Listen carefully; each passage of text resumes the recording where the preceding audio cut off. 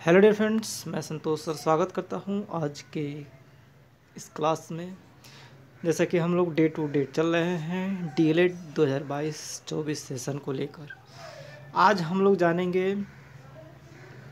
एएसईपी school experience programme विद्यालय अनुभव कार्यक्रम, जो कि लगभग 4 सप्ताह जो है आपको प्रशिक्षण करना है। स्कूल में विभिन्न सारे जो है इंटर्नशिप के दौरान आपको सीखना है, समझना है, सिखाना है, लर्निंग करना है।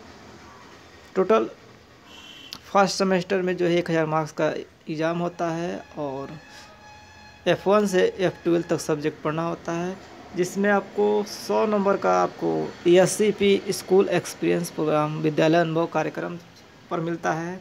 तो इन लगभग एक माह तक वहीं 4 सप्ताह करना होता है। इसमें आपको बहुत सारे प्रोजेक्ट फाइल बनाने होते हैं, सीखना होता है, अनुभव करना होता है, सिखाना होता है। तो आइए जानते हैं इस जो है टॉपिक के बारे में, क्या है, कैसे क्या करना है आपको, कैसे आप 100 मार्क्स गेन कर सकते हैं। विद्यालय अनुभव कार्यक्रम देख सकते हैं।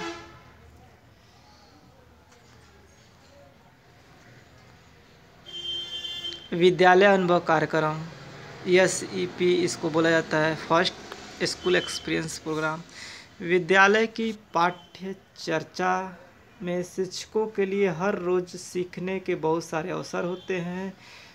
यदि कक्षाई शिक्षण से लेकर विद्यालय की तमाम गतिविधियां के सजग विश्लेषण को कौशल प्रशिक्षण में विकसित कर दिया जाए तो अपने कार्यों में कई नवाचार ला सकते हैं। विद्यालय अनुभव कार्यक्रम के इस पहले भाग में प्रशिक्षुओं में कुछ ऐसे कौशल का विकसित करने की अपेक्षा है जिससे वे अपने कार्य का स्वयं से विश्लेषण करके समस्याओं का समाधान कर सके। इसके अंतर प्रशिक्षुओं को न्यूनतम 4 सप्ताह देख सकते हैं, 4 सप्ताह के लिए अपने विद्यालय में कुछ कार्यों को करना है, जिनकी रूपरेखा निम्नवत है। आप एज एक प्रशिक्षु हैं जो कि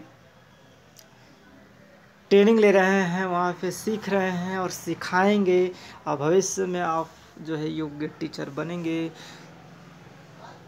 तो उसकी रूपरेखा क्या है, कैसे इसकी शुरुआत करेंगे, देख सकते हैं। स्कूल एक्सपीरियंस प्रोग्राम विद्यालय अनुभव कार्यक्रम 100 अंक का होता है। इसमें पूर्णतः आंतरिक मूल्यांकन की योजना है, अर्थात प्रशिक्षक द्वारा किए जाने वाले अपेक्षित गतिविधियों का मूल्यांकन उसी प्रशिक्षण केंद्र संस्थान के साधन से भी या प्रशिक्षक गण करेंगे। इसके अंतर्गत साधन से भी लगभग समान संख्या में प्रशिक्षु आवंटित कर दिए जाएंगे। इस तरह हर साधन से के पास मेंटरिंग के लिए लगभग 15 से 20 प्रशिक्षु आएंगे और हर साधन से भी इस मेंटर का यह कार्य होगा कि वह निम्नलिखित गतिविधियों को करने के लिए अपने प्रशिक्षुओं का सुझाव दे और उनका मूल्यांकन करे। मतलब कहने का बात यह है, किसी संस्थान में अगर 100 सीटें हैं तो वहाँ आसपास के जो विद्यालय हैं उन विद्यालयों में 15 की टोली बनाकर या 20 की टोली बनाकर या 10 की टोली बनाकर भेजा जाएगा। अगर 10 की टोली बनाते हैं तो 10 स्कूल में 10-10 जो है प्रशिक्षुओं को भेजा जाएगा। 20 की बनाते हैं तो 20-2500 तो 5 स्कूल में भेजा जाएगा। उसमें आपके मेंटर रहेंगे, ग्रुप लीडर रहेंगे और शिक्षक रहेंगे, जो कि सभी चीज़ों को आपको अवगत कराएंगे, कैसे क्या करना है समय समय पर। देख सकते हैं यही 4 चीज़ें हैं आपको, जो कि आपको 100 नंबर दिलाएंगे आपके क्रियाकलापों पे, आपके अनुभव से, आपके लर्निंग से। कक्षाई शिक्षण व गतिविधियों का अवलोकन और विश्लेषण 30 नंबर, एक्शन रिसर्च 30 नंबर, विद्यालय उन्नयन योजना 20 और विद्यालय में बच्चों से बातचीत का विश्लेषण 20 नंबर, कुल 100 नंबर का। तो आइए एक एक करके हम जानते हैं कक्षाई शिक्षण व गतिविधियों का अवलोकन एवं विश्लेषण। इस टॉपिक में क्या करना है आपको, कक्षा में हो रहे शिक्षण का अवलोकन एक जटिल कार्य है जिसमें शिक्षक और बच्चे दोनों की गतिविधियां साथ साथ चलती हैं। अतः अवलोकन का केंद्र केवल शिक्षक द्वारा किया जा रहा है। शिक्षण कार्य ही नहीं बल्कि बच्चों द्वारा की जाने वाली गतिविधियां होंगी। इस कार्य के माध्यम से प्रत्येक प्रशिक्षु में कक्षाई शिक्षण का गहन अवलोकन करने की क्षमता का विकास करना है, ताकि वे कदापि शिक्षण के विभिन्न आयामों की पहचान कर से विश्लेषण, डीएलएड के विभिन्न विषय पत्र जैसे समाज, शिक्षा और पाठ्यचर्चा की समझ, बचपन और बाल विकास, भाषा की समझ, आरंभिक भाषा विद्यालय संस्कृति परिवर्तन और शिक्षक विकास आदि से प्राप्त समझ के आधार पर कर कक्षा के प्रत्यक्ष तत्वों का अवलोकन करना भी उतना सरल नहीं है जैसा प्रतीत होता है। इसके लिए भी कुछ अपेक्षित कौशलों की अनिवार्य आवश्यकता होती है। इस कार्य के अंतर्गत कक्षाई शिक्षण का अवलोकन मुख्यतः 2 तरीकों से किया जाएगा। शुरुआती अवलोकन के लिए प्रत्येक प्रशिक्षु द्वारा अवलोकन सूची का विकास किया जाएगा, जिसमें अवलोकन के विभिन्न पक्षों को दर्ज किया जाएगा। अवलोकन करने से पूर्व इस सूची को प्रत्येक प्रशिक्षु अपने मेंटर से समीक्षा करवाएंगे और प्राप्त सुझाव के आधार पर अवलोकन सूची को संवर्धित करके विद्यालय में अवलोकन हेतु ले जाएंगे। 4 सप्ताह में से 2 सप्ताह का अवलोकन प्रशिक्षु द्वारा विकसित अवलोकन सूची के आधार पर किया जाएगा। यह स्पष्ट किया जा रहा है कि प्रत्येक प्रशिक्षु को अवलोकन सूची स्वयं विकसित करना है, अतः सभी के अवलोकन के सूची में कुछ भिन्नताएं हो सकती हैं। दूसरे प्रकार के अवलोकन के लिए प्रशिक्षु को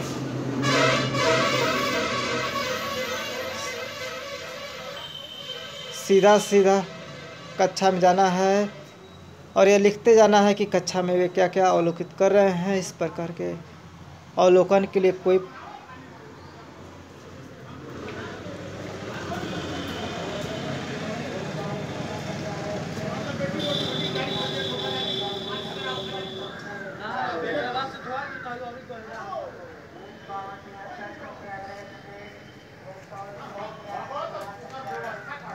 क्या क्या अवलोकित कर रहे हैं कि इस प्रकार के अवलोकन के लिए कोई प्रारूप नहीं होगा, लेकिन यह अपेक्षा है कि प्रशिक्षु अवलोकन के कुछ सामान्य बिंदुओं की समझ पहले वाले अवलोकन सूची के आधार पर अवलोकन करने से विकसित हो गई है, जिसका इस्तेमाल अब एक खुले तौर पर अवलोकन करने के दौरान करेंगे। बिना किसी प्रारूप का अवलोकन तीसरे और चौथे सप्ताह के दौरान किया जाना चाहिए।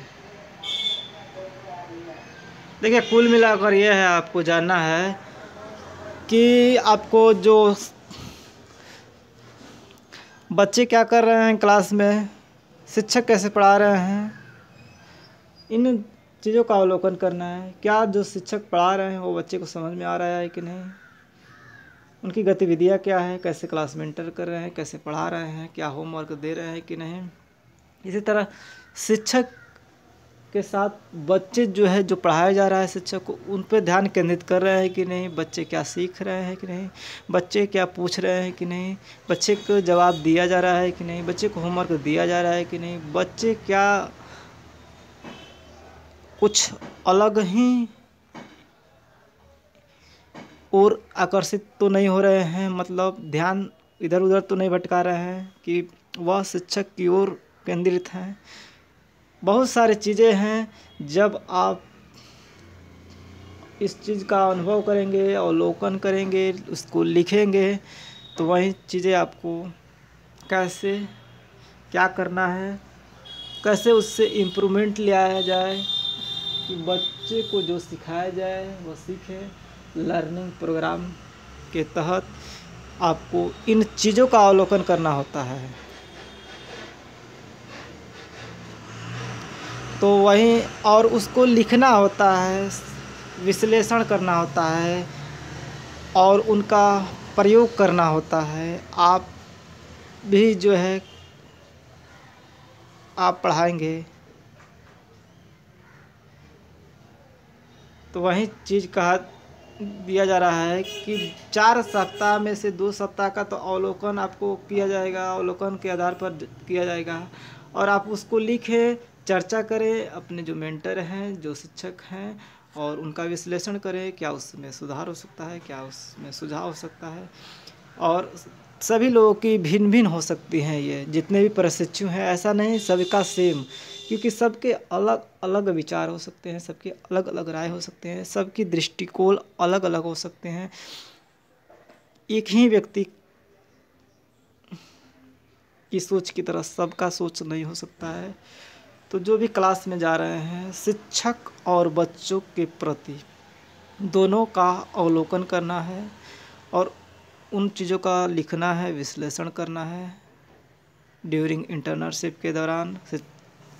और आप भी जब जो चीज़ें कमियां हैं उनका आप भविष्य में जाते हैं तो आप उन चीज़ों की कमियों को दूर करने की कोशिश करेंगे कि वह चीज़ें नहीं आए। और आप भी जब पढ़ाने जाएंगे उस क्लास में तो उन चीज़ों को अवलोकन करेंगे कि जो उस समय हुआ वह नहीं हो, त्रुटियाँ बच्चे केंद्रित करें, यही सारी बातें हैं। चलिए अन्य देखते हैं।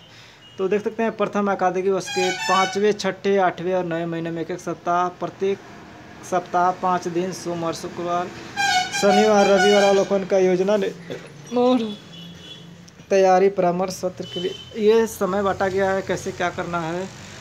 तो अकादमिक जो आपका सेशन होगा उसके 5वें, 6ठे, 8वें और 9वें महीने, यानी 5वें, 6ठे, 8वें और 9वें, ये आपका अप्रैल मई हो गया, उसके बाद जून हो गया, और उसके बाद अगस्त हो गया, उसके बाद सितंबर।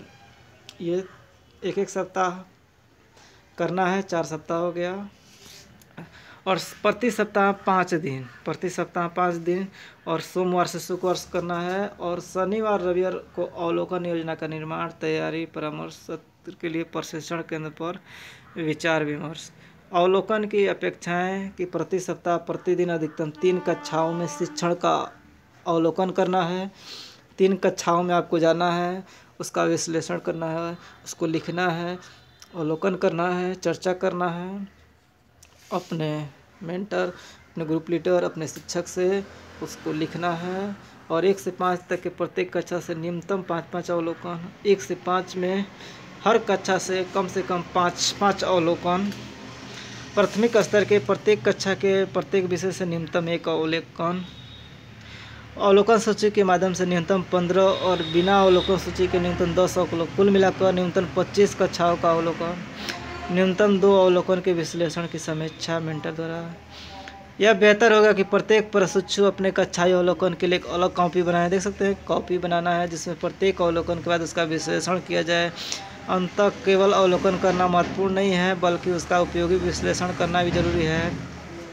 अवलोकन और विश्लेषण का कार्य साथ साथ चलना चाहिए, अर्थात जैसे ही प्रशिक्षु किसी कक्षा का अवलोकन करके उसके प्रमुख बिंदुओं को अपने कॉपी में दर्ज करता या करती है, उसके बाद उन बिंदुओं का विश्लेषण भी किया जाना अनिवार्य है।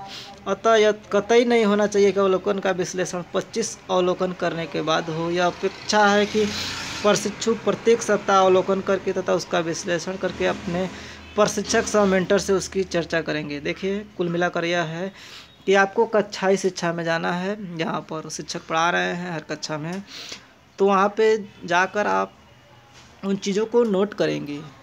यह नहीं कि आप डेली सिर्फ जा रहे हैं, बैठ रहे हैं और कुछ नोट नहीं कर रहे हैं, सोच रहे हैं कि लास्ट में करेंगे, ऐसा नहीं। आप जब क्लास में जा रहे हैं इंटर, आप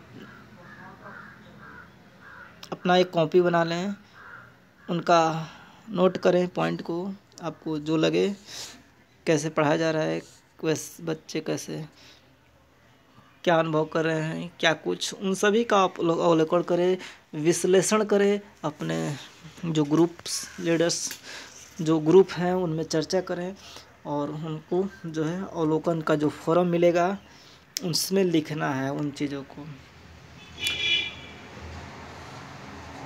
ये एक भाग हुआ। नेक्स्ट है एक्शन रिसर्च। सेकेंड, हर शिक्षक को विद्यालय में शिक्षण के दौरान कई समस्याओं और चुनौतियों का अनुभव होता है, साथ ही उनके मन में शिक्षा से संबंधित कई जिज्ञासाएं भी होती है। एक कुशल शिक्षक से अपेक्षा की जाती है कि वो अपने शिक्षण समस्याओं, चुनौतियों और जिज्ञासाओं का समाधान वैज्ञानिक विधि के माध्यम से करे। एक्शन रिसर्च में आपको उसका समाधान जो साइंटिफिक मेथड से करना है। प्रशिक्षु को शिक्षण के साथ शोध करना भी महत्वपूर्ण है, उसमें वैज्ञानिक दृष्टिकोण विकसित हो। विद्यालय अनुभव कार्यक्रम में रिसर्च को रखा गया है। एक्शन अंतर्गत एक्शन रिसर्च करने की क्षमता विकसित हो सके। एक्शन रिसर्च का विषय कक्षा में किसी विषय गणित, हिंदी, अंग्रेजी, पर्यावरण किसी एक की अवधारणा को सीखने सिखाने से संबंधित समस्याओं के संदर्भ में लिया गया है। एक्शन रिसर्च का विषय आपकी कक्षा शिक्षण व कक्षाई गतिविधियों के अवलोकन के विश्लेषण से स्वतः ही निकल जाएगा।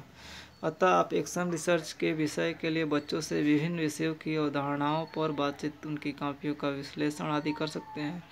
यदि बच्चों को किसी विषय के खास अवधारणा को समझने में समस्याएं आ रही है तो एक्शन रिसर्च का एक विषय होगा। उदाहरण के तौर पर कई बच्चे ठीक तरह से जोड़ घटाव नहीं कर पा रहे हैं तो उसके पीछे उनकी समझ में क्या कमी है इसकी पड़ताल करके उसके आधार पर उन्हें पुनः समझाना, उनकी समस्याओं को दूर करना एक एक्शन रिसर्च बनेगा। किसी भी विषय के एक्शन रिसर्च का केवल एक विषय चुनना है जिससे करके रिपोर्ट बनाना होगा, प्रशिक्षण केंद्र पर जमा करना होगा। एक्शन रिसर्च को करने के दौरान कक्षा शिक्षण भी कर सकते हैं। कुल मिलाकर यह है कि बच्चों को जो सिखाया जा रहा है वह समझ में आ रहा है कि नहीं समझ में आ रहा है तो उससे कैसे सिखाया जाए, वैज्ञानिक दृष्टिकोण से कैसे उसका समाधान किया जाए, कैसे निराकरण किया जाए। कोई भी एक विषय ले लेना है, विभिन्न सारे विषय हैं, हिंदी, गणित, अंग्रेजी, पर्यावरण, और किसी को भी देखना है कि जो चीज़ें बताई जा रही हैं बच्चों को उनमें किन चीज़ों को समझने में कठिनाई आ रही है, आखिर उनको कैसे वैज्ञानिक दृष्टिकोण से सिखाया जाए, समझाया जाए जिससे कि वो आसानी से समझ सके।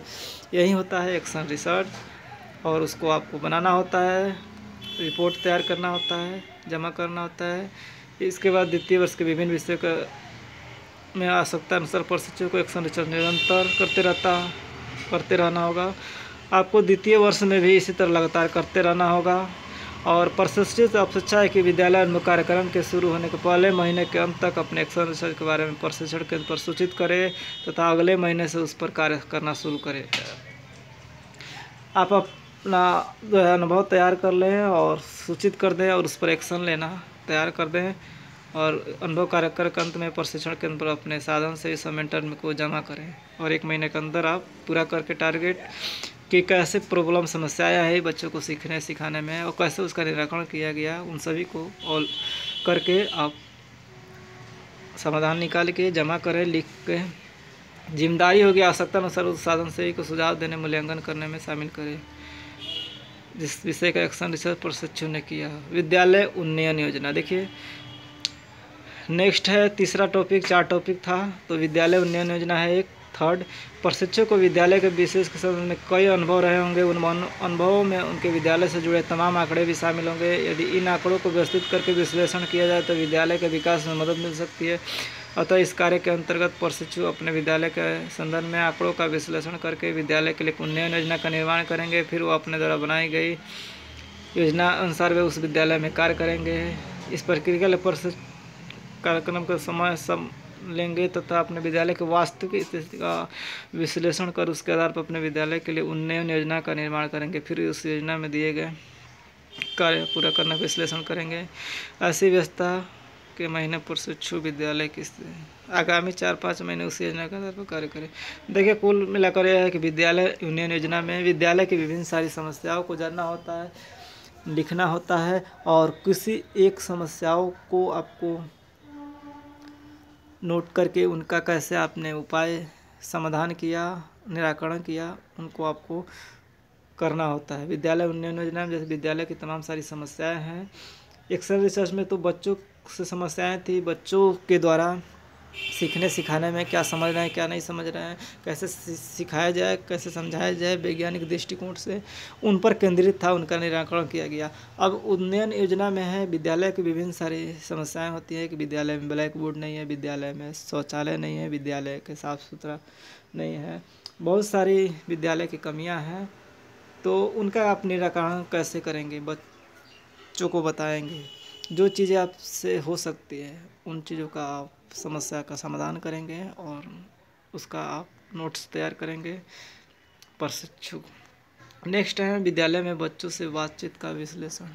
देखिए विद्यालय में उत्साही और भयमुक्त माहौल के निर्माण हेतु शिक्षकगण और बच्चों के मध्य निरंतर संवाद होना जरूरी है। अक्सर शिक्षकगण और बच्चों के बीच बातचीत केवल कक्षा कक्ष के सवाल जवाब तक ही सीमित रह जाती है, जिसके कारण शिक्षकों का बच्चों के साथ वैसा संपर्क नहीं बन पाता जिसके अभिप्रेरित हो सके और चुनौतियों को शिक्षक से साझा कर सके। इस कार्य के अंतर्गत प्रशिक्षु को अपने विद्यालय के किसी भी कक्षा के एक समूह के साथ सामान्य बातचीत करना है। कुल मिलाकर यह है कि आप जो है बातचीत का विश्लेषण क्या है, बच्चों से बातचीत का मतलब आप बच्चों से कैसे व्यवहार करें, बच्चों को पढ़ाई के अलावा अन्य चीज़ों के बारे में पूछना है और उनसे जानने की कोशिश करना है, उनके रंग में रंग जाना है और वह क्या बता रहे हैं, क्या उत्सुक हैं जानने के लिए, उन हिसाबों से उन्हें जैसा वो कर रहे हैं उन हिसाबों से उनके साथ हाँ में हाँ मिलाकर जानना है, उन चीज़ों को लिखना है कि हाँ। बहुत सारी देख सकते हैं, किसी भी क्षेत्र से आप पूछ सकते हैं या नहीं। जैसे आप किसी भी कक्षा के एक समूह के साथ सामान्य बातचीत करना है, किसी विषय के शिक्षण से संबंधित न हो, मतलब आपको पढ़ाई से संबंधित नहीं हो, ऐसे संबंध का विषय बच्चों के समूह के मुताबिक उनके पसंद का हो। बच्चे से आप पूछेंगे आपको क्या चीज़ें के बारे में आप बताना चाहते हैं, इन तरह क्या कुछ देखे हैं, अपने उनके पसंद का हो, स्कूल के बाहर से किसी प्रसंग का हो, घटना का हो, कल घर पर क्या किया, गांव शहर में होने वाले किसी आयोजन त्यौहार, किसी भी प्रसंग पर खुली बातचीत की जाए। ध्यान रहे कि यह बातचीत सवाल जवाब का स्वरूप ना ले और जिसमें शिक्षक सवाल करता है और जब बच्चे जवाब देते हैं। मतलब आपको सवाल जवाब नहीं करना है, बच्चों जैसे बताते रहें उनको अवलोकन करना है, लिखना है। कोई बात कर रहे हैं तो ऐसा होना चाहिए शिक्षक उसमें समान रूप से भागीदारी निभाए। प्रत्येक प्रशिक्षु अपने विद्यालय में बच्चों से न्यूनतम 2 चर्चाएँ करेंगे और उस चर्चा में बच्चों ने क्या क्या साझा किया, उसके आधार पर बच्चों के प्रशिक्षु ने क्या क्या जाना समझा, इस पर रिपोर्ट बनाकर द्वितीय सत्र के अंत में प्रशिक्षण केंद्र पर अपने निर्धारित साधन सही को जमा करेंगे। विश्लेषण के दौरान प्रशिक्षु अपने उस समझ का इस्तेमाल जरूर करें जो उन्होंने डीएलएड कार्यक्रम के आधार विषय पत्र, समाज शिक्षा और पाठ्य चर्चा की समझ, बचपन और बाल विकास, भाषा की समझ, आरंभिक विकास, विद्यालय संस्कृति परिवर्तन, शिक्षक विकास से पाया है। यही सारे विषय हैं, जैसे एक समाज शिक्षा और पाठ्य चर्चा की समझ, बचपन बाल विकास, भाषा की समझ, प्रारंभिक विकास, विद्यालय संस्कृति और देख सकते हैं। विद्यालय अनुभव कार्यक्रम के अंतर्गत किए गए प्रदत्त कार्य केवल डीएलएड कार्यक्रम के दौरान औपचारिक तौर पर करने के लिए नहीं है, बल्कि मूल उद्देश्य है कि सभी कार्य प्रशिक्षुओं के विद्यालय कामकाज के स्वाभाविक हिस्से बन जाए। अतः हर प्रशिक्षु अपने विद्यालय में शिक्षण पर्यंत इनका निरंतर प्रयोग करते रहेंगे। मतलब कुल मिलाकर यही है, ऐसा नहीं कि आप सीख लिए, प्रशिक्षण हो गए, उसके बाद चीज़ों को भूल गए और जब आप भविष्य में शिक्षक बनते हैं तो इन चीज़ों का अवलोकन नहीं करते हैं, प्रयोग नहीं करते हैं। नहीं, आपको निरंतर लगातार इस चीज़ों को प्रयोग करते रहना चाहिए और कक्षाई शिक्षण से बाहर भी और अन्य जो भी प्रशिक्षु हैं, जो लोग हैं, शिक्षक हैं, उन्हें अवगत कराना चाहिए, जो नए नए हैं प्रशिक्षु उनको भी।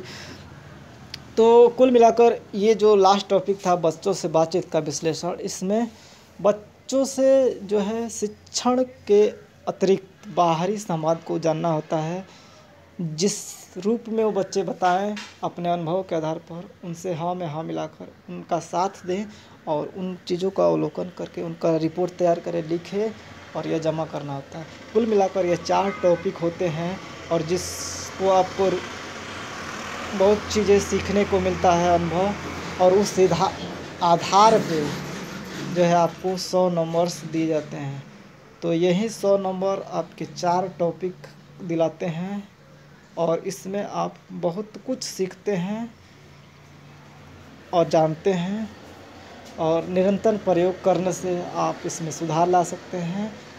आप अपने में भी, कक्षाई शिक्षा में भी, स्कूल में भी, विद्यालय में भी और बहुत चीज़ों का समाधान कर सकते हैं, बहुत चीज़ें जो है नया कर सकते हैं। कुल मिलाकर यह विद्यालय अनुभव कार्यक्रम से रहा, स्कूल एक्सपीरियंस प्रोग्राम से 100 नंबर जिसको हमने पढ़ा और ये आपका जो है DElEd face to face syllabus 2022-24 के लिए और एनसीईआरटी के द्वारा बिहार के जो ऑफिशियल जो सिलेबस है उसके द्वारा बताया गया उन चीज़ों को आपको, तो यही चीज़ें आगे आपको करना है। आशा करता हूँ आपको सभी चीज़ें समझ में आई होंगी। अगर नहीं आई हो तो कमेंट के माध्यम से ज़रूर बताएं, और कोई भी क्वेरी कमेंट के माध्यम से ज़रूर बताएं। Thank you, thanks for watching, best of luck all of you.